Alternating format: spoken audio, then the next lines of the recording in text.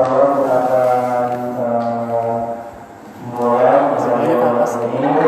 berangkat tadi saya nggak bisa Pak ya.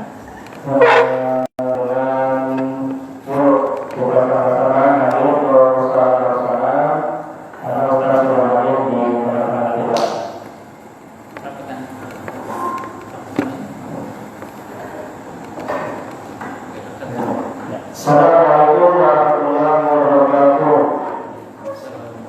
Alhamdulillah, alhamdulillah Rabbil alamin bi qulubil mu'minin wa qadam inna ma'aminahi wa innahu bis-samawati wal ardi wa kana aliman hakima. Wa inna wa muslimina wa muhammadin nabiyya wa rasulina wa ibadana Hayyun jami'an raslah Hayyun baraka Hayyun minna Hayyun rawala Bagaimana dan wahidullah Bagaimana hayu Bagaimana bersyukur Bagaimana Allah subhanahu wa ta'ala dalam kenikmatan melakukan nikmat iman, nikmat Islam, nikmat satu alhamdulillah sehingga kita bisa menghadiri yang bulan Nabilah dan Israwah dan Israwah. Mudah-mudahan langkah dan kita ini dicatat oleh Allah Subhanahu wa Ta'ala. Amin. Saudara-saudara, kita berdoa kepada Allah Muhammad sallallahu alaihi wasallam beserta dengan para tabi'in, para ulama dan mudah-mudahan kita selalu menjalankan sunnah Rasulullah sallallahu alaihi wasallam.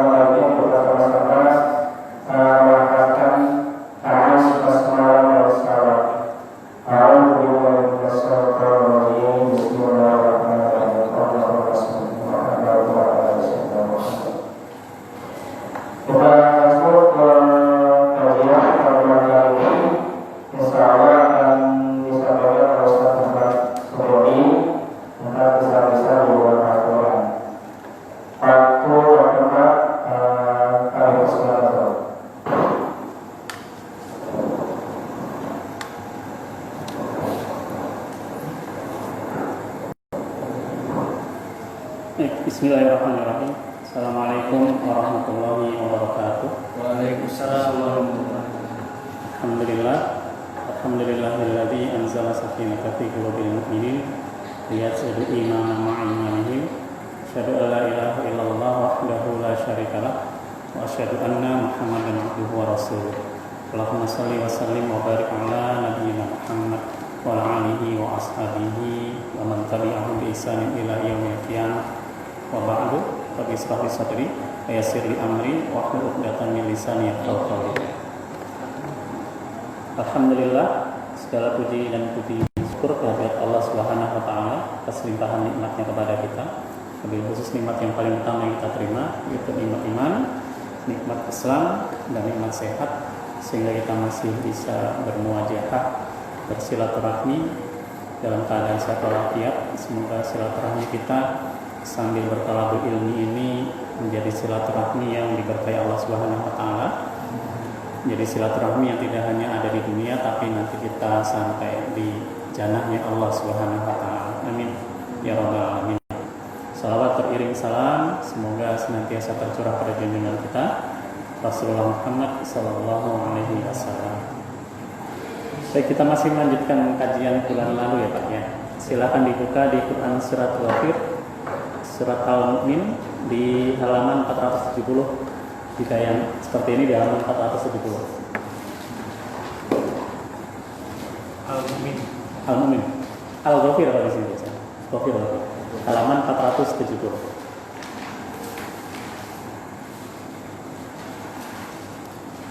Karena ketika kita membahas tentang Fir'aun dan Musa sangat menarik karena paling banyak kisah di Quran itu adalah kisahnya Fir'aun dan Musa. Bahkan mengalahkan kisahnya Nabi kita Muhammad SAW. Sudah Pak ya? Ya. Di bulan lalu saya sudah sampaikan bahwa ada beberapa makar yang dilakukan oleh Fir'aun ketika menghadapi Musa yang menyampaikan kebenaran. Kebenaran yang disampaikan Musa itu adalah al-haqqu min rabbik, kebenaran dari Tuhan.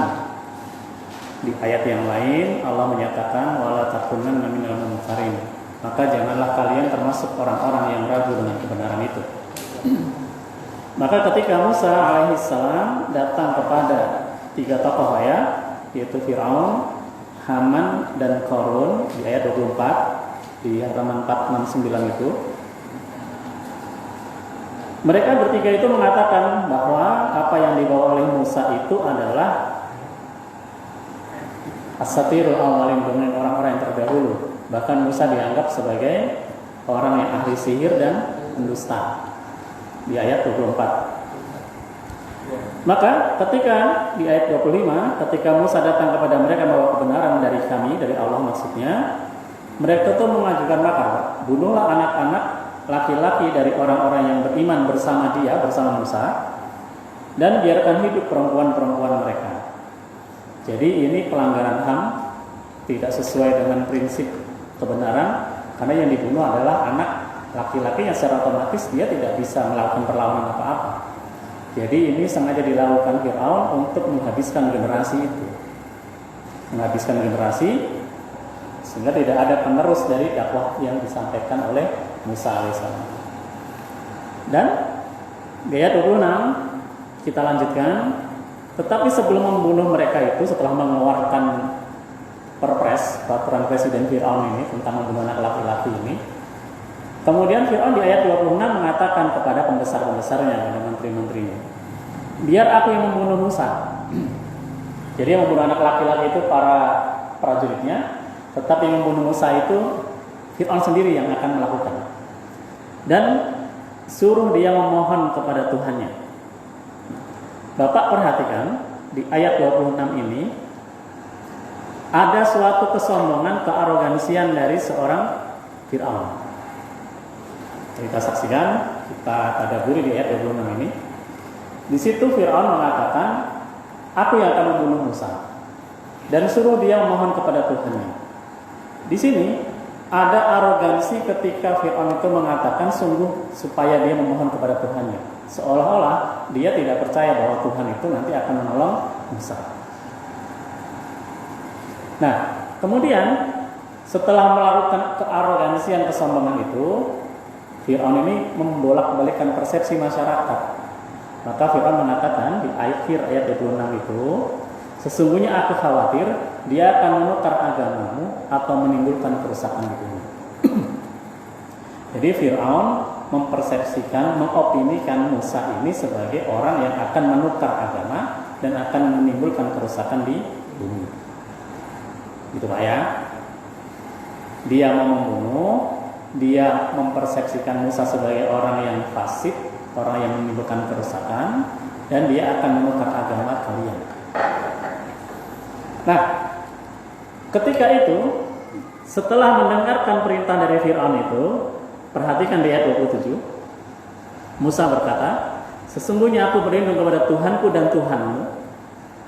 Saya ulang, sesungguhnya aku berlindung kepada Tuhanku dan Tuhanmu dari setiap orang yang menyombongkan diri, yang tidak beriman kepada hari perhitungan. Nah, dari sini Pak, mari kita selami di ayat 26 dan 27. Di sini ada sebentuk keterangan resmi dari Allah Subhanahu wa taala tentang seorang Fir'aun atau tagut biasa kita. Seorang tagut, seorang yang dia tidak meyakini adanya Allah itu disebabkan oleh 2 hal. Yang pertama adalah kesombongan. Maka Musa alaihissalam berdoa di situ, aku berlindung kepada Tuhanku dan Tuhanmu dari setiap orang yang menyombongkan diri. Maka setiap orang yang sombong itu sudah pasti dia tidak mengakui adanya zat yang lebih besar darinya. Maka Rasulullah menyatakan al-kibru, kesombongan itu adalah batarul haq, menolak kebenaran, wa ghamtun nas, dan merendahkan manusia. Sombong itu cirinya dua. Yang pertama batarul haq, mereka menolak kebenaran. Yang kedua ghamtun nas, mereka meremehkan manusia. Semua ini ada di Fir'aun. Dia menolak kebenaran yang dibawa oleh Musa. Dan dia juga meremehkan Musa ghamtun nas. Meremehkan kenapa? Karena Musa berasal dari bangsa budak, yaitu Bani Israel. Sedangkan Fir'aun berasal dari bangsa Kipti, bangsa pribumi, bangsa yang mengaku memiliki Mesir saat itu. Jadi Bani Israel itu dulu Pak, itu adalah bangsa budak. Dia yang diperbudak oleh bangsa Kipti. Ini bisa Bapak bayangkan, kita bayangkan Pak ya, kita lukiskan di kondisi kita misalkan berada pada saat itu. Ini ada Musa. Dia seorang yang pernah dikejar-kejar karena membunuh seorang manusia, buronan. Kalau bahasa kita sekarang kan yang diburu itu apa itu namanya? Yang ditempel-tempel itu Pak? Ya? Buron ya? Wanted. Wanted. Kalau di film wanted. DPO. Kalau bayangkan ini Musa ini seorang DPO. Dicapnya kan teroris, ini dipersepsikan oleh Fir'aun, dia akan merusak agama.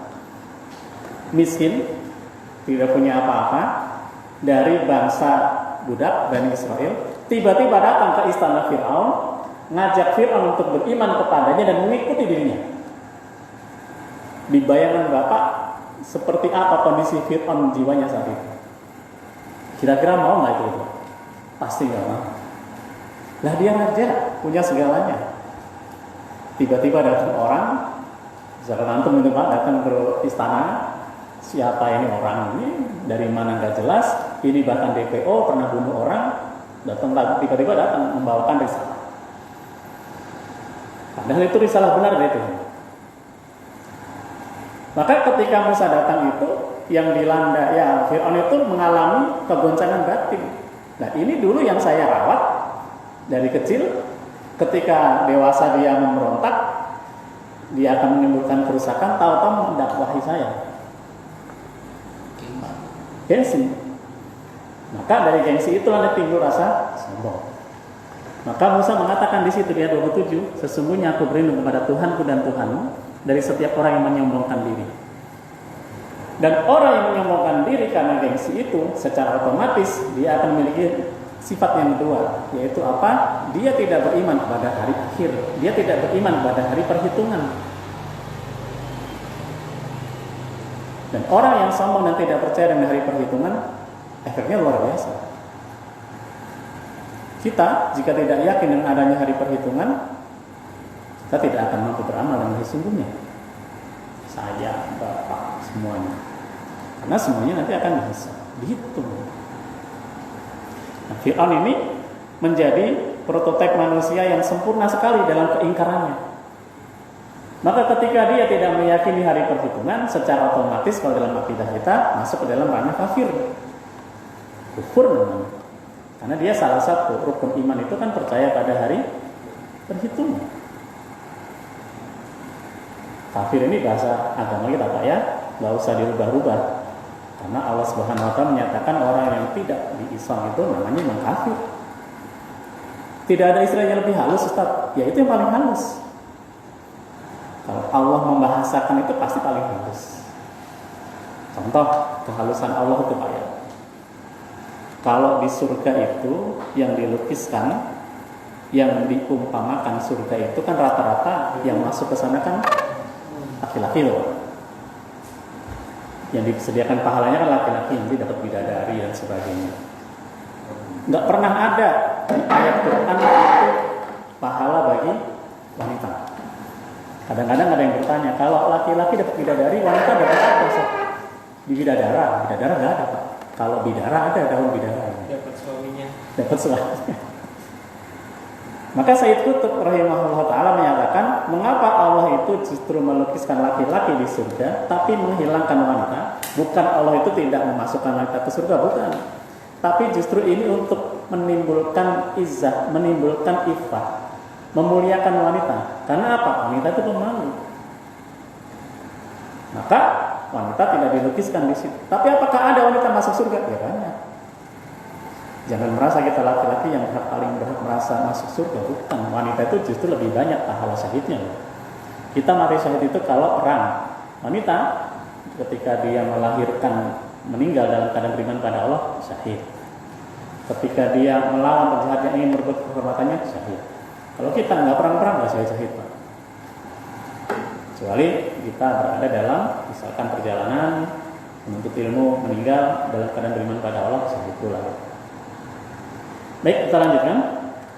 Nah, maka ketika Fir'aun itu, Bapak bayangkan, kita bayangkan di kondisi itu, ketika Musa itu sendirian menegakkan risalah Islam, menegakkan kalimat tauhid itu di hadapan Fir'aun dan para pembesarnya, yang otomatis semuanya kan kumpul semua jadi satu, Pak.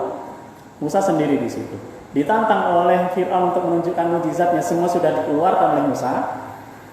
Tangannya keluar bisa memancarkan cahaya setelah matahari. Fir'aun itu nyuruh penyihir-penyihirnya mengeluarkan ular itu, Pak.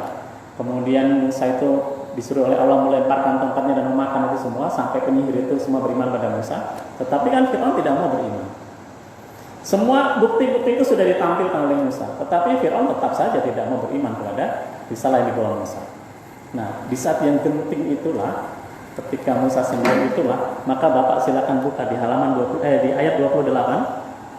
Di saat yang genting itu, ternyata tiba-tiba muncul seorang laki-laki dari kalangan Kipti, dari kalangan Fir'aun sendiri, internal istana Fir'aun.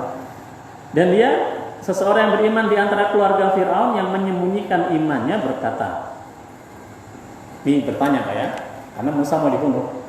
Apakah kamu akan membunuh seseorang karena dia berkata Tuhanku adalah Allah? Jadi melontarkan satire.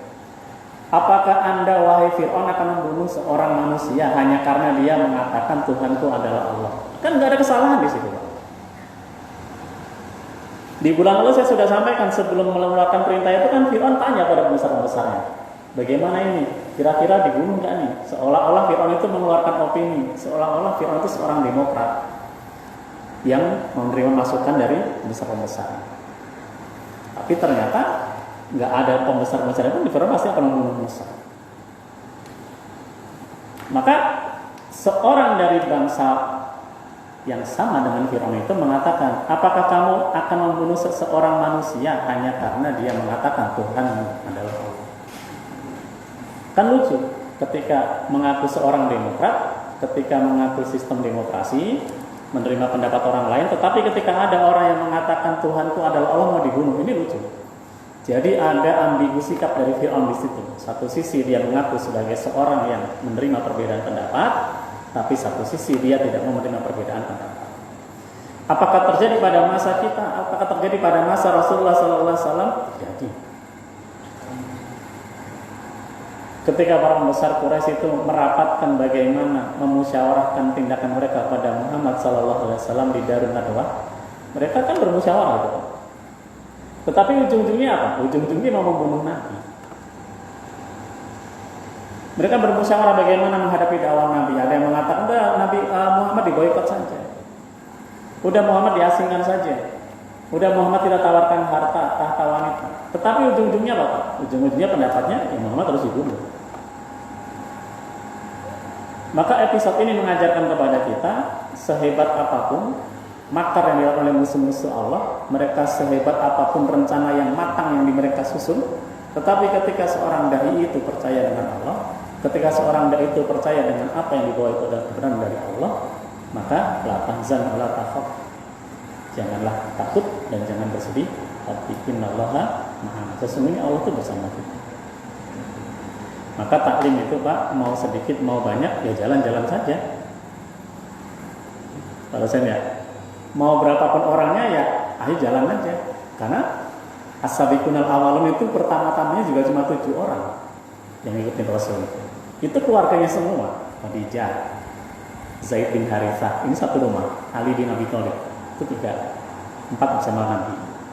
Kemudian setelah itu Abu Bakar As-Siddiq. Abu Bakar ini berhasil ngajak orang banyak.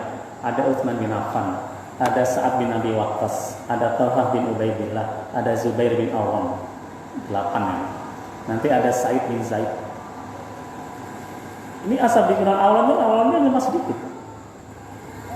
Tetapi lama-lama yang sedikit ini menjadi bukit, dan ternyata yang sedikit ini justru memiliki militansi yang luar biasa. Apa buktinya? Buktinya di perang Badar, pasukan 314, di riwayat yang lain 313, itu mampu mengalahkan 1.000 orang pasukan Quraisy. Maka nanti ketika ada perang Mu'tah itu adalah perang pertama yang dialami pasukan Muslim dengan pasukan Romawi. Itu kekuatan pasukan itu 2.000 melawan 200.000. Itu ketika 3 panglima gugur. Yang pertama Zaid bin Harithah gugur, diganti oleh Ja'far bin Abi Thalib gugur pula, digantikan oleh Abdullah bin Rawahah gugur pula. Ini ada sahabat yang pernah ikut perang Badar menyerahkan panji panglimaan ini kepada Khalid bin Walid. Karena Khalid orang yang paling unggul dalam bidang militer. Tetapi ketika diserahkan itu Khalid menolak, Bapak. Enggak. Saya tidak pantas. Anda yang lebih pantas karena Anda adalah ahli Badar. Anda yang pantas karena engkau adalah orang yang ikut perang Badar. Saya bukan. Bahkan dalam perang Uhud saya menimbulkan kerusakan pada umat Islam. Kan waktu perang Uhud yang memporak-porandakan pasukan Muslim itu salah satunya adalah saya militer yang oleh Khalid bin Walid. Khalid menolak dulu. Setelah dipaksa-paksa dan dikatakan engkau adalah orang yang paling ahli diantarkan, baru Khalid itu mau menerima. Dan kecerdasan Khalid diuji di sini. Karena ketika melihat kondisi seperti itu, Khalid menukar pasukan yang ada di sayap kanan ditukar ke sebelah kiri, yang ada di depan ditukar ke belakang. Jadi seolah-olah pasukan Islam itu dapat bantuan terus, sampai akhirnya menarik pasukan sedikit-sedikit dan pasukan Romawi tidak berani mengejar pasukan Muslim itu. Padahal kalau pasukan Romawi itu mengejar pasukan Muslim, habis itu. Bapak bayangkan 2.000 pasukan bertemu dengan 200.000 pasukan. Yang 2.000 pasukan ini mujahid-mujahid dengan kondisi perbekalan yang minimalis berhadapan dengan tentara Romawi yang terbiasa perang. Tapi berkat kecerdasan dan kecerdikan Khalid bin Walid, ternyata perang Mu'tah itu menimbulkan efek yang luar biasa. Karena sejak perang Mu'tah itulah kekuatan umat Islam mulai diperhitungkan. Itu kan menjadi pemandangan luar biasa, menjadi headline berita-berita dunia. 2.000 orang melawan 200.000 pasukan, dan ternyata imbang hasilnya. Langsung nyebar itu, Pak. Nah, itu menimbulkan kegoncangan di barisan Romawi saat itu. Baik, kita lanjutkan. Silakan dibuka di ayat 28, kita lanjutkan. Nah, ketika seorang yang beriman dari kalangan Fir'aun itu mengatakan, apakah engkau akan membunuh seorang karena dia berkata Tuhan itu adalah Allah? Dia melanjutkan dakwahnya. Padahal sungguh dia telah datang kepadamu dengan membawa bukti-bukti yang nyata dari Tuhanmu. Perhatikan kalimat orang ini ya Pak ya. Perhatikan kalimat orang ini yang terjemahkan, saya terjemahkan ini ya. Padahal sungguh dia telah datang kepadamu wahai Fir'aun, dengan membawa bukti-bukti yang nyata dari Tuhanmu. Si lelaki beriman ini mengatakan bukan Tuhanku tapi Tuhanmu. Jadi seolah-olah si lelaki beriman ini mengatakan, Fir'aun, Tuhanmu itu ya Tuhan kita semua. Si Musa ini sudah datang kepadamu dengan membawa bukti-bukti yang nyata dari Tuhanmu. Seolah-olah dia akan menghunjamkan kalimat itu kepada Fir'aun dengan sekali tusuk itu. Dan ini merupakan bahasa dakwah yang luar biasa indah. Dia tidak terlalu banyak retorika, tapi dia langsung memberikan kalimat yang nyata. Sungguh dia telah datang kepadamu dengan membawa bukti-bukti yang nyata dari Tuhan. Kemudian dia melanjutkan lagi. Dan jika dia seorang pendusta, maksudnya dia itu Musa, dan jika dia seorang pendusta, maka dialah yang akan menanggung dosa dustanya itu. Dan jika dia seorang yang benar, niscaya sebagian bencana yang diancamkannya kepadamu akan menimpamu. Sesungguhnya Allah tidak memberi petunjuk kepada orang yang melampaui batas dan pendusta.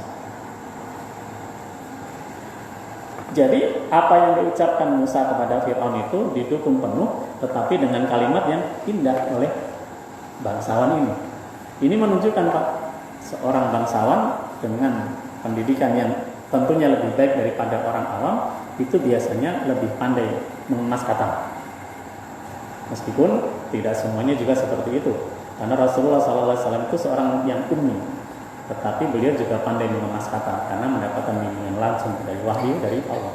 Tetapi kalau bangsawan ini kan tidak dapat wahyu, Dia mengatakan itu karena kecerdasannya, karena kebijakannya. Maka ini juga memberikan pedoman kepada kita, memberikan ibrah kepada kita bahwa meskipun kita sebagai orang biasa, tetapi memang kita harus mempelajari yang namanya retorika, mempelajari yang namanya gaya bahasa. Seorang dai, seorang ustadz, ketika bahasanya itu nyeplos lah ya bahasa kita, kasar, itu lebih cenderung tidak disukai oleh jamaahnya. Tetapi ketika seorang dai, ustadz itu memiliki bahasa yang tertata, memiliki bahasa yang lebih santun, biasanya dia akan lebih disukai. Karena yang namanya dakwah itu kan meraih hati. Yang namanya dakwah itu harus masuk ke hati. Bagaimana mungkin bisa masuk ke hati jika bahasa yang disampaikan oleh seorang dai itu adalah bahasa yang tidak dikenal, bahasa yang tidak membumi atau tidak bisa menyentuh hati. Maka perhatikan Rasulullah SAW dalam berdakwah. Nabi itu kan motivator yang sangat ulung. Nabi mengatakan, la taqdab, falakal jannah. Jangan marah. Jangan marah duluan 3 kali. Walakal jannah, dan surga untukmu. Padahal perintahnya cuma 1, jangan marah. Tetapi Nabi mengulang 3 kali. Apa balasannya? Walakal jannah. Sikap Nabi ketika menghadapi lawan bicaranya, Nabi tidak seperti kita. Kalau diajak ngobrol kita cuma begini. Ya. Kalau Nabi tidak, Bapak baca di sirah-sirah Nabi itu, Nabi kalau diajak bicara itu menghadapkan seluruh tubuhnya kepada lawan bicara. Begitu kita nggak gitu misalnya. Diajak ngomong begini, iya. Kadang-kadang sambil lihat HP. Iya. Kalau Nabi enggak, Bapak. Nabi itu menghadapkan seluruh badannya. Dan Nabi tidak akan memotong pembicaraan orang yang berbicara dengannya sebelum dia sampai selesai. Maka ketika Umayyah bin Khalaf itu datang kepada Rasulullah SAW menyampaikan maksudnya, Umayyah bin Khalaf itu datang menawarkan 3, Pak. Wahai keponakanku, jika engkau ingin menjadi pemimpin di antara kami, maka engkau akan kami angkat sebagai pemimpin. Wahai keponakanku, jika engkau ingin mendapatkan harta yang terbanyak di antara kami, maka kami akan mengumpulkan seluruh harta-harta kami dan akan kami serahkan kepada Anda. Wahai anak keponakanku, jika Anda ingin mendapatkan istri yang cantik, maka kami akan mencari di seluruh jazirah Arab ini wanita yang tercantik dan akan kami nikahkan dengan Anda. Harta, tahta, dan wanita. Tapi persyaratan dari kami, mohon hentikanlah dakwahmu, hentikanlah ajakan itu, sehingga kita semua bisa berdamai, hidup seperti dulu lagi. Ngomong banyak itu Pak Umayyah bin Khalaf. Nabi diam. Setelah Umayyah diam, Nabi berkata, sudah cukupkah berbicara Anda paman? Sudah. Maka Nabi mengatakan kalimat yang sangat kita kenal itu, wallahi demi Allah, seandainya paman menghadirkan matahari di tangan kanan saya atau rembulan di tangan kiri saya, maka saya tidak akan menghentikan risalah ini sampai nanti Allah menentukan siapa yang akan mendapatkan kemenangan. Itu kan kalimat yang sangat kita kenal. Tapi Umayyah bin Khalaf dibiarkan dulu ngomong terus. Nah kalau kita kan enggak gitu. Kita yang satu ngomong, kita ngomong lagi. Apalagi kalau pas masa pemilu ya Pak ya. Itu yang satu ngomong kenceng, ya itu balasan ngomong kenceng lagi. Akhirnya apa? Kita yang nonton jengah. Pembelajaran dari ayat 28 itu memberikan kepada kita bahwa memang dibutuhkan bahasa-bahasa yang lebih indah, lebih santun ketika kita menyampaikan dakwah. Kemudian Pak di ayat 29,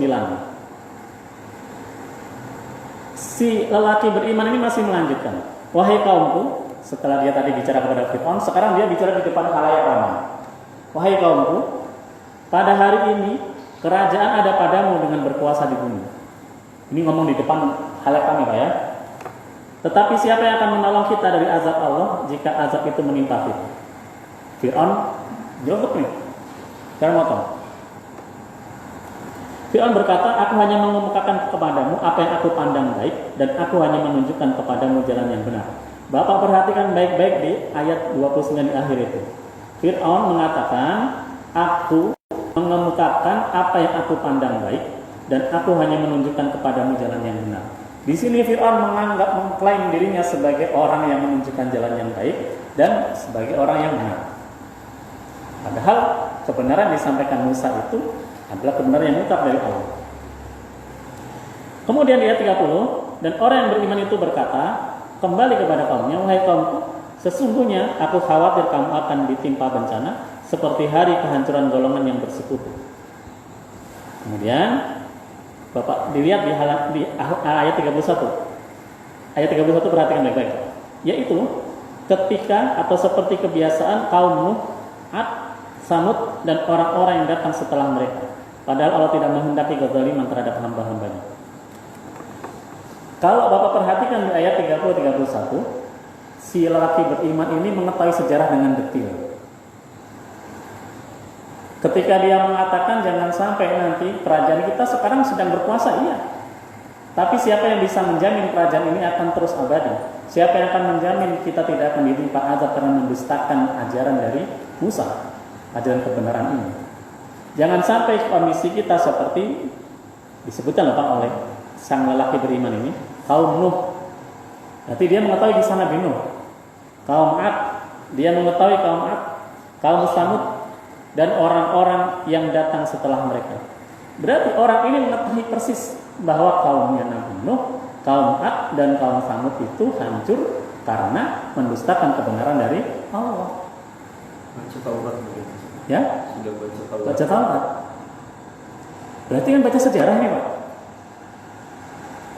Maka belajar sejarah itu penting supaya apa? Supaya kita tidak salah arah. Kaum Nuh hancur karena banjir. Kaum Ad, kaum Samud hancur karena siksa dari Allah. Termasuk kaumnya Lut. Kaumnya Lut itu hancur karena apa? Memelihara penyakit seksual, yaitu LGBT bahasa kita sekarang. Tetapi kan orang liberal itu mengatakan begitu misalnya. Orang liberal itu mengatakan kaum Lut itu diazab Allah bukan karena mereka LGBT, bukan. Karena apa? Karena mereka mendustakan Lut. Orang liberal itu mengatakan begitu, Pak. Jadi kaumnya Lut itu diazab bukan karena mereka itu homoseksual, bukan. Tetapi mereka diazab itu karena memang mereka mendustakan ajaran Lut. Dibolak-balik. Padahal ajaran Lut itu apa? Menolak homoseksual. Maka ketika Lut itu menolak LGBT itu, Lut itu dianggap sebagai orang yang sok suci. Lut itu sok suci. Lah sekarang kan kita juga begitu, Pak. Orang yang menolak LGBT dianggapnya sebagai sok suci. Orang yang menjalankan agama dengan baik dicap sebagai orang yang fanatik. Orang yang ingin menegakkan kalimat Allah dianggap sebagai orang yang radikalis. Jangan repot itu, Sobat. Jadi seolah-olah kita ini dianggap sebagai bukan orang-orang yang moderat, tidak mengenal toleransi. Nanti nih Pak, kalau pas Desember itu biasanya toleransi ini bergema terus ini. Yang tidak mau ucap Natal, tidak mau pakai atribut Natal dianggap sebagai orang yang tidak toleransi. Jadi mereka menganggap toleransi itu sebatas itu. Padahal kalau kata Ustaz Felix Xiao itu Pak, toleransi itu misalkan saya suka kopi, Bapak suka teh, Bapak suka jamu, sama-sama minum. Yang suka kopi yang minum kopi, suka teh suka minum teh, yang suka jamu minum jamu. Tanpa memaksakan saya, Bapak harus minum kopi saya, bukan. Tetapi menikmati keberagaman itu dalam lingkungan kebersamaan itu toleransi namanya. Atau dicampur. Tak perlu dicampur. Kalau kopi dengan teh nggak masuk nanti. Dalam Islam toleransi jelas dibolehkan selama masih batas-batas yang muamalah. Bahkan Nabi SAW sendiri pun membolehkan kita bertransaksi, berbisnis dengan orang-orang yang berbeda akidah dengan kita. Tetapi ketika sudah masuk ke ranah akidah, ranah ibadah, ya masing-masing. Lakum dinukum waliyadin. Nggak perlu kita ikut-ikutan ibadah mereka. Nggak perlu kita ikut-ikutan menyukseskan prosesi ibadah mereka. Tahun lalu Bapak lihat nggak video itu Pak? Mahasiswi UIN gitu. Saya lupa di UIN mana itu. Datang ke gereja, ikut menyanyikan lagu di gereja, ikut misa di gereja dengan alasan toleransi. Itu viral tahun lalu ya. Ini toleransi yang kebablasan. Nah, kemudian kita lanjutkan. Si lelaki beriman ini banyak dakwahnya. Di ayat 32 dia mengatakan, dan wahai kaumku, sesungguhnya aku benar-benar khawatir terhadapmu akan siksaan di hari saling memanggil. Nanti di hari kiamat itu, Pak, kalau Bapak baca di surat Abasa, di surat Al-Qari'ah tadi dibaca itu adalah hari di mana masing-masing kita itu hanya memikirkan diri kita. Nggak akan Bapak itu memikirkan istri Bapak, itu nggak mungkin. Nggak mungkin Bapak memikirkan anak Bapak, itu nggak mungkin, karena masing-masing itu memikirkan diri kita. Masing-masing dari kita itu bingung sendiri, apakah kita akan masuk ke surga, apakah kita akan masuk ke neraka. Masing-masing panik. Bapak bisa bayangkan bagaimana kepanikan manusia yang mengalami hari kiamat itu ketika di surat Al-Qari'ah itu disebutkan wal jibalu kal ihnil manfush. Dan ketika gunung-gunung itu tercabut dan terbang seperti aneh-aneh. Itu gunung Pak yang keliling-keliling itu. Ketika dalam kondisi itu, bagaimana mungkin manusia itu akan memikirkan istri, anak, dan sebagainya. Semuanya akan memikirkan diri sendiri. Karena mikir diri sendiri aja belum tentu kita selamat, apalagi mikir orang lain.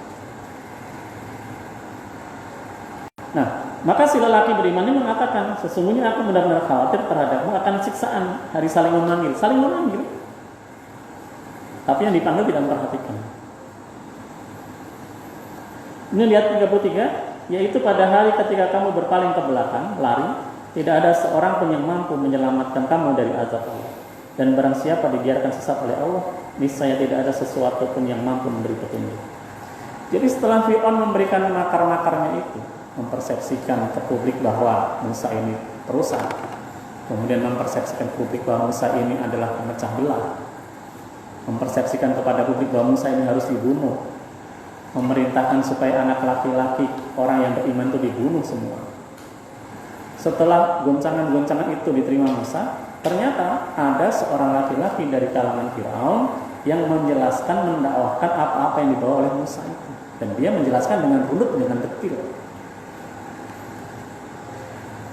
Dia awalnya bilang kepada Firaun, masa iya kamu mau bunuh laki-laki yang hanya mengatakan Tuhanku adalah Allah? Setelah itu bilang kepada publik, memberikan ancaman-ancaman, memberikan kebenaran-kebenaran, dan semua itu tidak bisa dibantah oleh Firaun. Bapak lihat di situ, tidak ada sesuatu pun yang bisa membantah orang ini, karena semua yang disampaikan oleh Musa itu adalah kebenaran.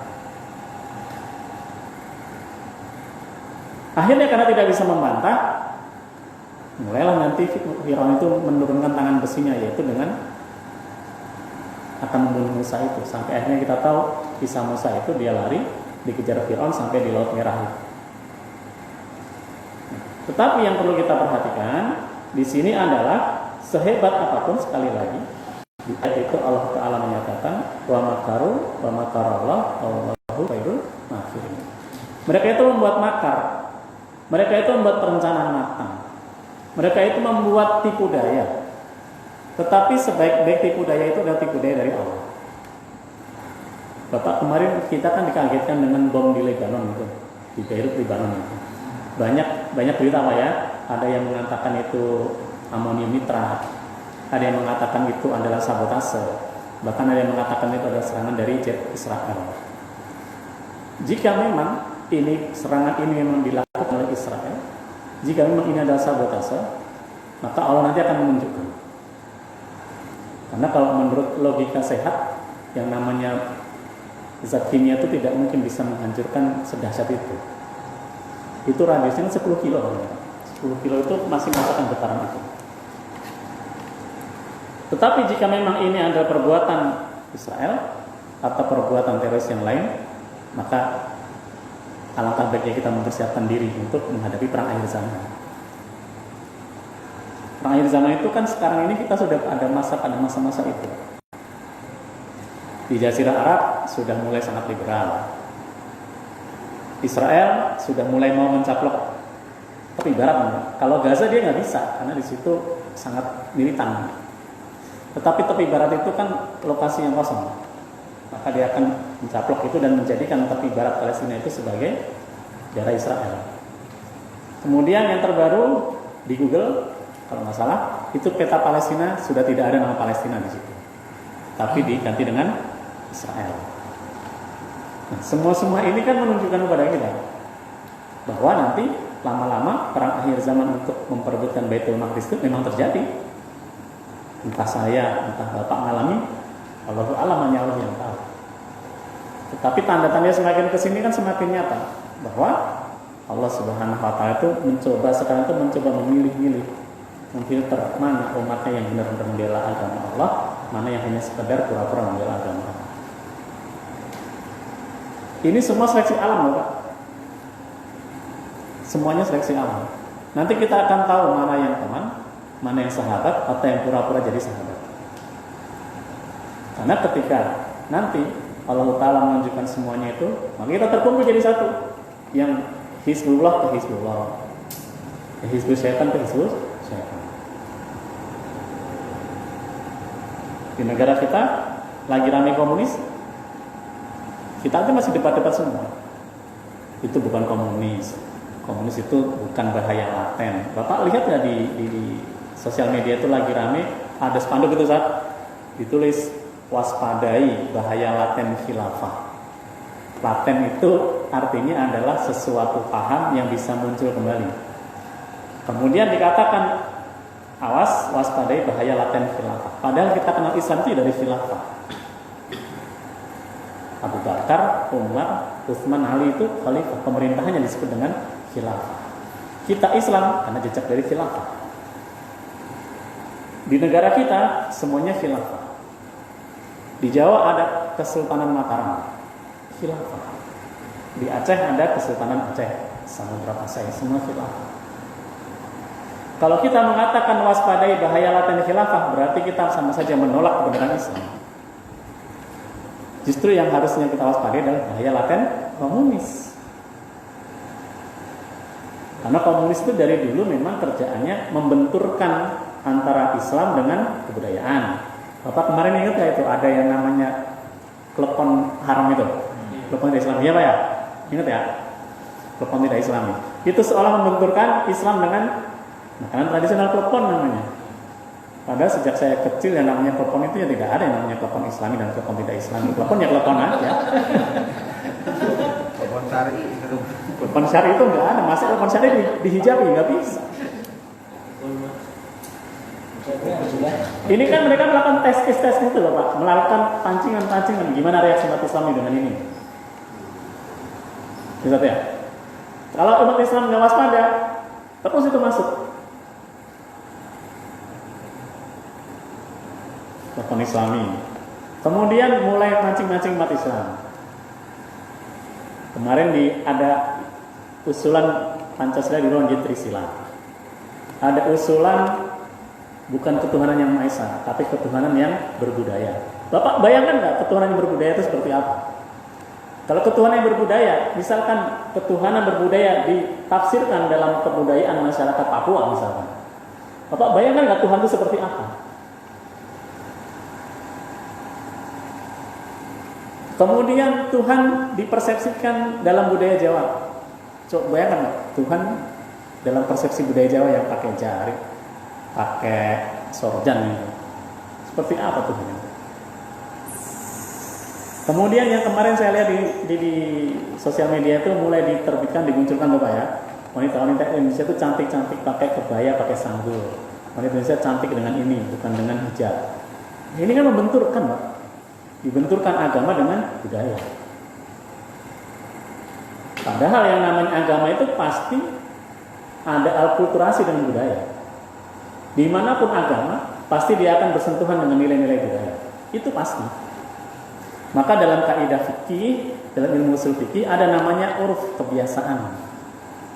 Ketika uruf ini, kebiasaan ini tidak bertentangan dengan syariah, maka Islam memperbolehkan. Tetapi ketika uruf ini bertentangan dengan syariah, maka syariah yang diutamakan. Contoh misalkan, yang kita kenal Sunan Kalijaga itu adalah merubah wayang yang awalnya bentuknya seperti manusia, dirubah oleh Sunan Kalijaga seperti sekarang ini dengan filosofi.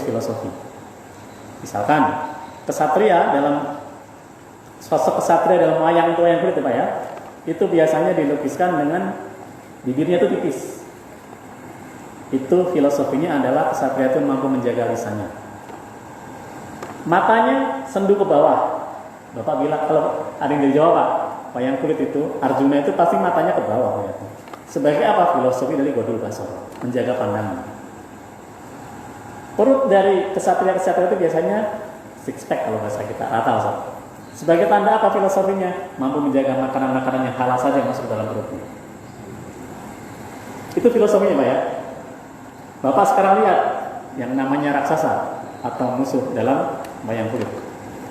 Sunan Kalijaga melukiskan mata dari para raksasa itu adalah matanya besar. Sebagai tanda apa? Tidak bisa menjaga pandangan. Bapak nggak usah tersinggung matanya besar. Ini hanya di wayang ya. Nanti kalau matanya kecil bukan gitaran ini jangan. Mulutnya biasanya doer lebar. Sebagai tanda apa? Dia suka bicara, dia suka gibah, dia suka fitnah, dia suka mani. Nggak bisa menjaga lisan. Perutnya apa lihat? Perutnya biasanya besar. Sebagai apa? Dia memasukkan apa saja, baik itu halal atau haram ya masuk aja. Bahkan ada pamio di sekitar kita sekarang. Sekarang Ustaz, nyari yang haram aja susah apalagi yang halal. Itu kan ada begitu Pak. Nah itu budaya. Dan masuk ke Sunan Kalijaga ke situ. Dakwah dengan budaya itu. Dan itu pasti terjadi dimanapun. Maka ketika agama dibenturkan dengan budaya, nggak bisa. Karena mereka pasti akan berasimilasi. Tetapi bukan berkonfrontasi. Tetapi ketika budaya itu tidak sesuai dengan syariah, maka Islam menolak.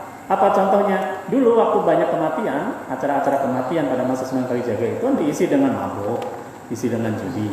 Maka diganti oleh Sunan Kalijaga dengan tahlil. Sekaten yang dari Jawa, dari Jogja itu dari kalimat syahadatain. Jadi ketika itu orang-orang masuk ke dalam Islam itu syaratnya cuma satu untuk yang itu, syahadatain itu. Jadi dia sudah masuk Islam. Kan jadi sekaten. Nah ini kecerdasan dai. Maka ketika sekarang dibenturkan dengan budaya dan agama, nggak bakal bisa. Maka kita yang cerdas, kita yang memahami itu, ya biasa-biasa saja. Karena memang strategi mereka untuk mengkacau balaukan persatuan kita. Maka tugas kita sekarang ini bukan beda-bedakan, bukan mencari perbedaan, tapi justru menyamakan persepsi, menyamakan persatuan itu. Lah kalau kita bertengkar mulu Pak, yang kunut debatin yang anti kunut, yang nggak kunut debatin yang kunut, yang sholat tarawih 11 debatin yang 23, yang 23 debatin yang 11, selesai Pak. Yang tahlil debat yang nggak mau tahlil, yang nggak mau tahlil juga debat yang tahlil. Nanti mau tahun baru Islam nih, yang bertahun baruan dia senang-senang ngejek yang nggak bertahun baruan, yang nggak mau tahun baruan juga mengatakan itu budaya Yahudi Nasrani. Nggak selesai Pak. Maka yang harus kita satukan adalah perbedaan-perbedaan itu disingkirkan, kita cari persatuannya. Karena yang namanya berbeda itu pasti. Saya, Ustaz, nggak mungkin satu kata. Karena masing-masing kita persepsi kita beda-beda. Jangankan kita yang awam, para ulama saja berbeda pendapat. Imam Abu Hanifah, Imam Malik, Imam Syafi'i, Imam Hambali, semuanya berbeda pendapat. Tetapi perbedaan pendapat itu tidak menjadikan mereka berpecah belah, tetapi justru menjadikan mereka semakin kuat ukhuwahnya. Imam Syafi'i sama Imam Hambali ini perbedaannya sangat kuat loh. Tetapi suatu ketika kalau Imam Syafi'i sakit, Imam Hambali itu merasakan sakit juga. Ketika Imam Hambali, Ahmad bin Hambal sakit, Imam Syafi'i merasakan sakit juga. Maka mereka saling nengok-nengok. Padahal yang satu ada di Mekah, di Madinah, Imam Syafi'i, yang satunya ada di Baghdad, Irak, yang itu jauh. Tapi mereka saling menziarahi, menengok, menjenguk. Maka pernah suatu ketika dalam riwayat, Imam Syafi'i ini datang ke rumah Imam Ahmad bin Hanbal ya, datang ke Baghdad. Si anak Imam Ahmad bin Hanbal penasaran Imam Syafi'i itu ibadahnya seperti apa. Dia begadang sengaja nungguin. Imam Syafi'i tidur di atas. Ditungguin. Kok Imam Syafi'i nggak turun-turun, nggak sholat tahajud, nggak qiyamul lail dan sebagainya, sampai waktu subuh. Waktu subuh baru ketemu lagi. Anak-anak Ahmad bin Hanbal bertanya kepada bapaknya, emang bener itu Imam Syafi'i? Kok dia nggak tahajud kayak kita? Ketika hal ini ditanyakan kepada Imam Syafi'i, apa jawab Imam Syafi'i? Imam Syafi'i mengatakan, wahai nak, sesungguhnya aku memang tidak bertahajud semalam karena aku sibuk menuliskan apa-apa yang ada di otakku untuk menyusun sebuah kitab. Dan ketahuilah wahai anakku, sesungguhnya aku sholat subuh dengan wudhu sholat isya. Bapak bayangkan itu sholat subuhnya Imam Syafi'i, sholatnya dengan wudhu sholat isya. Berarti antara isya dengan subuh, dia tidak batal sama sekali. Mengetahui hal, ya? Nggak tidur. Karena ya tidak qiyamul lail menulis kitab. Kalau ulama zaman itu kan nulis kitabnya kuat banget. Dan mereka kan hafal, Ustaz. Mereka nulis Imam Syafi'i. Dan mereka hafal ayatnya. Oh, ayatnya ini. Hadisnya di sini. Nah, kalau kita kan enggak, Pak. Mau nulis sesuatu nyari dulu di kitab. Ya, nanti ya. Kalau nggak tahu buka di Google. Nah, kalau mereka kan semua udah hafal. Ulama-ulama itu. Nulis ya tinggal nulis aja. Itulah bedanya ulama dengan kita. Maka ilmunya ulama itu adalah warisan para nabi. Nah, kalau kita sekarang mau belajar agama tidak mau ikutin ulama, tidak mau ikutin para habaib, tidak mau ikutin para ustaz, tidak mau ikutin para kiai, lah kita mau belajar agama dari mana? Jangan pernah merasakan kita itu menjadi orang yang hebat cuma karena baca buku. Karena saya ada cerita, Pak, ada di daerah sana loh, itu nggak ngerti bahasa Arab, hanya berdasarkan baca buku, dia sudah bisa ngajak orang-orang untuk mengikuti dia. Syaratnya ketika mengikuti pengajiannya, dia harus syahadat ulang. Ketika ditanya ke saya, emang harus begitu? Lah nggak usah. Lah ngapain syahadat ulang? Kita udah syahadat mulu tiap hari. Makna syahadatnya apa? Karena untuk mengikuti pengajian itu. Hanya berdasarkan apa? Baca buku. Maka dalam mempelajari agama itu, di samping kita memang diharuskan banyak baca buku sebagai literasi, sebagai sumber kekayaan intelektual kita, tetapi juga kita harus punya guru di situ. Siapakah guru itu? Para ulama. Siapa guru itu? Para ustaz. Sama persis dengan apa yang terjadi pada masa yang saya kisahkan di cerita Musa. Fir'aun bisa seperti itu karena apa? Merasa sombong, merasa bisa semuanya. Nah, dia kuasaannya luar biasa, pasukannya kuat. Ditambah dengan penasehat militer yang gagah, Haman.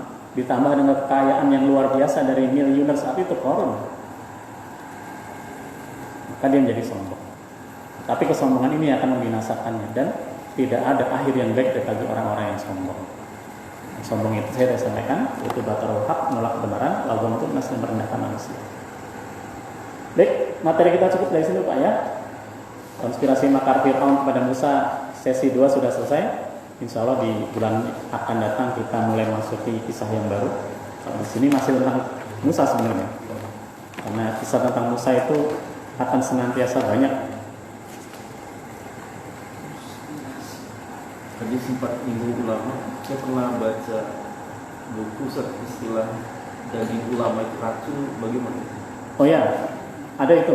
Daging ulama itu racun maksudnya adalah jika kita menyakiti ulama, maka siap-siaplah kita kena racunnya dari daging itu maksudnya. Jadi itu larangan untuk menyakiti ulama. Kiasan. Di Indonesia banyak kriminalisasi ulama. Apa termasuk juga? Bukan banyak lagi, Pak, sangat banyak. Kalau Bapak baca tadi di postingannya Hani Kristianto itu namanya Akronis Dermawan, itu udah menjelekkan ulama, menghina Allah, tapi alhamdulillah ditangkap. Di Indonesia apakah termasuk seperti itu? Ya. Apakah ini menjadi bukti bahwa darah daging ulama itu beracun? Wallahu alam, tapi saya berkeyakinan ya. Karena bagaimana mungkin para orang-orang itu menzalimi pada para habaib? Para habaib itu kan yang bisa menunjukkan silsilahnya sampai kepada Nabi, diakui sebagai keturunan Nabi. Dan bisa ya Pak ya menunjukkan silsilahnya. Meskipun banyak juga habaib-habaib palsu itu banyak. Modus-modus habaib itu banyak. Ustaz palsu juga banyak. Abu Janda itu ngakunya Ustaz Abu Janda Al-Bollywoodi. Itu pengikutnya banyak Pak. Benar. Pengikut Twitternya atau pengikut? Ya? Pengikut Twitternya atau pengikut apa? Pengikut ajaran jamaahnya. Kalau saya ngomong begini karena adik saya itu adik dari sepupu ya Pak ya, sepupu. Rujukannya itu Ustaz Abu Janda itu. Tapi udah aneh gitu. Benar.